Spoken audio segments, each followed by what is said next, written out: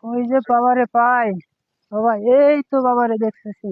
বাবা, বাবা, এই বাবা। পাপিষ্ঠ বান্দা, তুই কি বলতে চাস আমাকে বল। বাবার সাথে কথা বলতে গেলে অনুমতি নিতে হবে। আমি তো উস্তাদ ধনী হওয়ার স্বপ্ন, আমি ধনী হইতে চাই।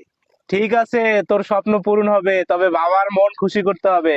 জি, তাহলেই তোর সাথে বাবাই কথা বলবে, তবে তোর মনের আশা পূরণ করবে।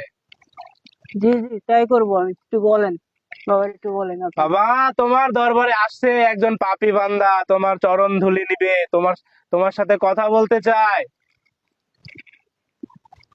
হক মাওলা, হক মাওলা, হক মাওলা।